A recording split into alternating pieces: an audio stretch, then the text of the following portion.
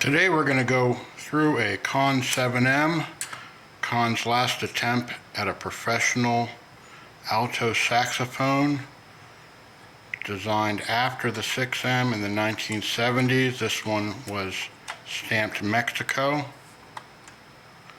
It has a few interesting design features.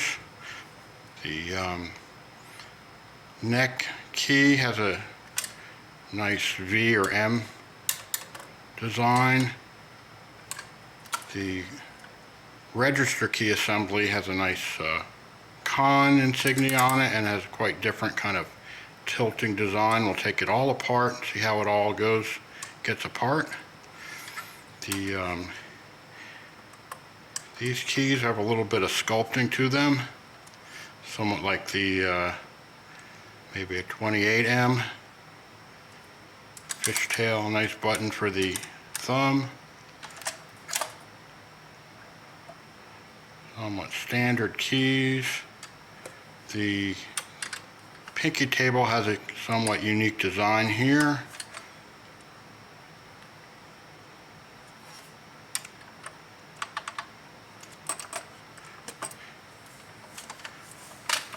Get a better image of that.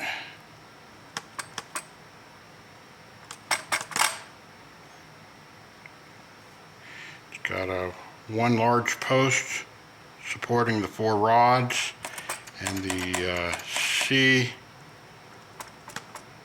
sharp, B, and B flat all activate the G sharp in some way. The G sharp's an independent key to the G sharp key cup.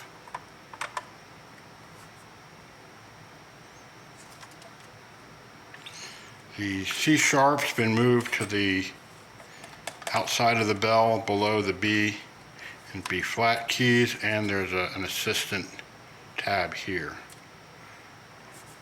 Still has the kind of pearlescent rollers.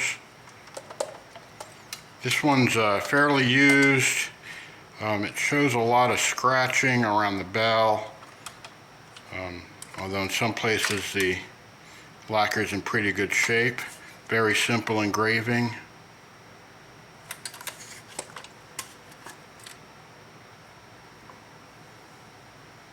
Just states 7M right here. And Conn.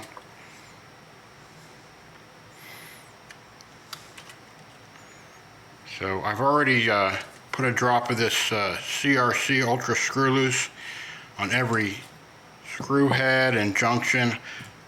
This is pretty good penetrating solution. It doesn't have a weird smell like PB Blaster, and it almost smells pleasant.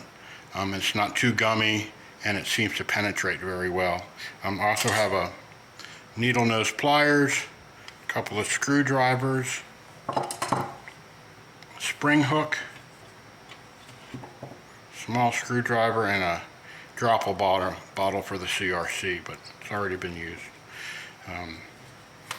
This shows a lot of wiggle in a lot of the key work, and I'm not sure if that's original to the saxophone or from where. It's kind of weird. It's worn, but it's not worn on the lacquer, so I can't tell. There's a lot of play between the post and the key work. It could be from damage or play or just poor design, and I'm going to try to get this all taken care of when I reassemble it. But there's a lot of slop in the key work, and I can't tell if that's from someone playing it a lot or it's just mediocre manufacturing. So we'll get started on the neck. We also have a block of wood with some holes drilled in it for all the assorted screws that come out of this instrument.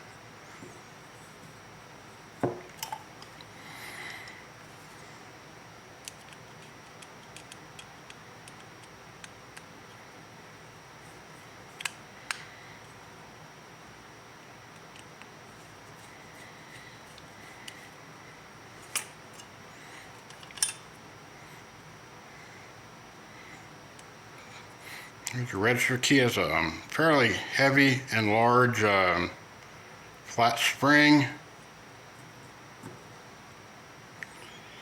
and the screw is on a small stub right here, not directly threaded into the keywork. There's a little post there. And this is flat and fairly sturdy. There's the neck. The register key post is more kind of a block rather than a post design. With a little guide for the spring foot. It's not solid, it's a hollow block that's soldered onto the neck. The neck has a neck brace.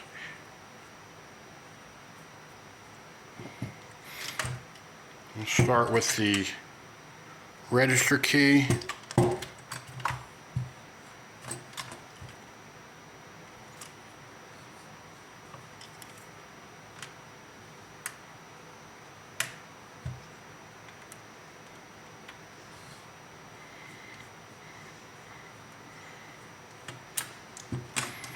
I'm going to press that down and pull out the screw, the rod.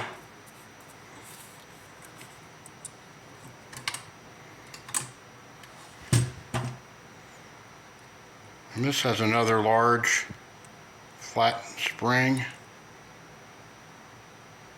that shows up, and kind of a swivel mechanism for the neck and body pip linkage, and it has a nice Conn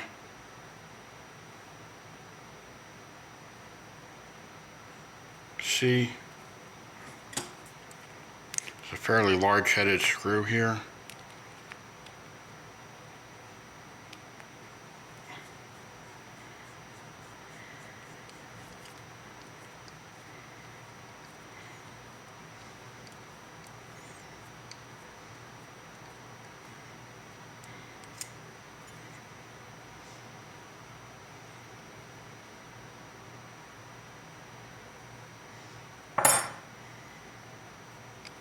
Looks like there's a washer, some sort, yeah.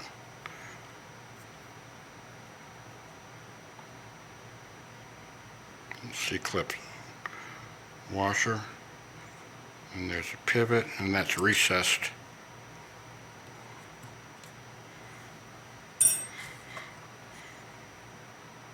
Start with the D key.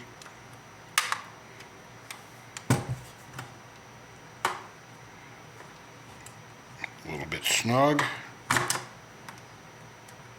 It's coming out.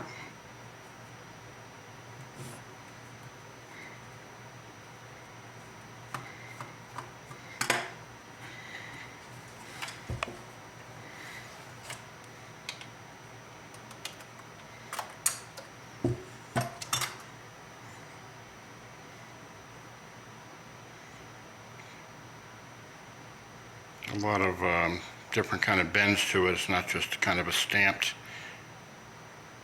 piece of keywork. And that's pretty gummy, and maybe even a little uneven inside the tube. The pads are rivet, or some are flat metal washers.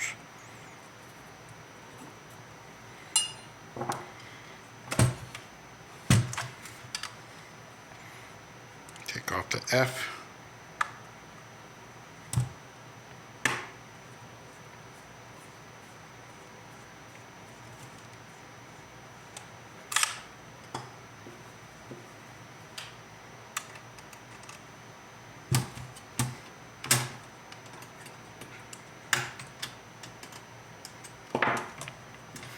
So I have to push the key down to make sure it's not binding on the key, on the rod. Or F.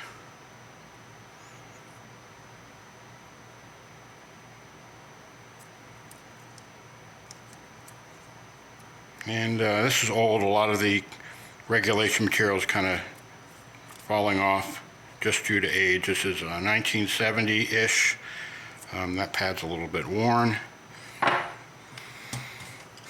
So that puts it 30, 55 years post-manufacturing, more or less.